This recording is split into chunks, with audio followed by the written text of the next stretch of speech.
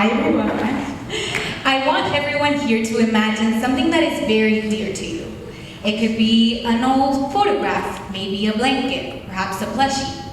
Now, I want you to imagine that from one day to the next, you are told you have to leave it behind.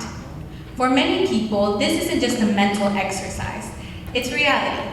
My name is Isabela Mara, and I actually know a thing or two about moving because I have done it twice. Once when I was 6 years old from Argentina to Spain, and a second time, 8 years later, from Spain to DC. And let me tell you something, moving is not easy. My first days at Jackson Reed proved especially challenging. I think I had to ask where the auditorium was at least 30 times before I actually got it. And to this day, I still struggle to translate Fahrenheit to Celsius in my head when I ask what the weather is. But these feelings are not particular to just me. If you ask any other person that has ever moved before, they'll also probably tell you that moving is not easy at first. But why is that? Well, the need to belong to a community is an innate human need, as essential as drinking or eating. Early humans survived best when they lived in groups, working together for hunting, gathering, taking care of children, and more. Belonging to a part of something bigger than ourselves has always provided an advantage, and it boosts our self-esteem and sense of purpose. Even our bodies have adapted for social bonding. Take, for example, the act of hugging. When we embrace someone, our brains release oxytocin, also known as the cuddle hormone. This promotes feelings of trust and attachment, strengthening our social bonds with others.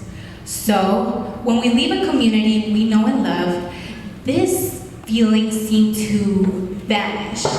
The feeling of being comfortable is something that we don't experience anymore.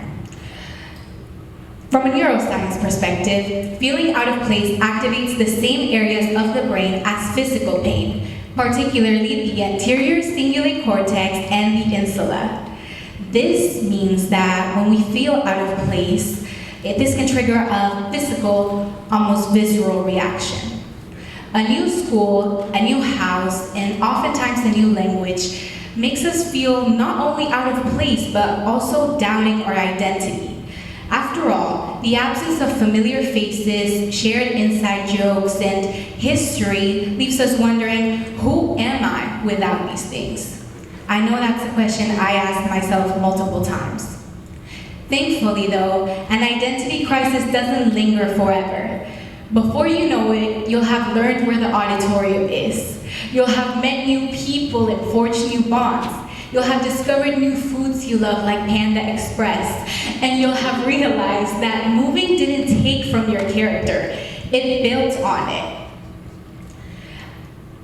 While it might be stressful at first, it is important to understand that big life changes force you out of your comfort zone. Many students I've spoken to here at JR have told me that moving cities or states or countries have further developed their empathetic qualities and problem-solving skills, because that is what happens when you face adversity head on. When we do these things and we experience different cultures, we open our eyes to new perspectives and we learn new things about ourselves. Relocating is challenging, yes, but it is also extremely rewarding. My best friends in Spain make me laugh like no other, and the ones here in DC give the best advice. I could ramble on and on about all the amazing people that I've met and all the amazing stories that I've heard, and trust me, I wouldn't want to live life any other way.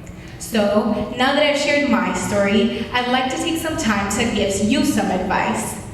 If you're going through any major life changes, such as relocation, there are a few tips to make the transition period feel a little easier. First off, be patient with yourself.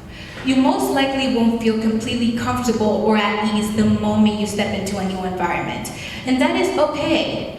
More than that, it's normal.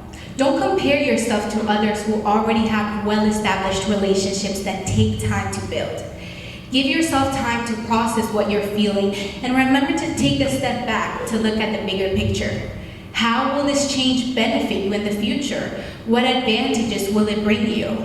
Don't get carried away comparing your life, your new life, to your old life. Try taking it day by day and enjoying every moment. Secondly, embrace the unknown. Change is scary, but it is also essential to our growth as humans. Try reframing uncertainty as a space to learn and to grow. As I stated previously, relocating offers fresh perspectives, new connections, and a chance for you to put yourself out there. For example, if I hadn't moved, I would never be giving this TEDx talk today. Lastly, understand that change does not mean you are losing a part of yourself. Just like I am Isabella Mara and Isabella Mara Ornstein, you can also be someone who has gone through many experiences and changes and still be yourself.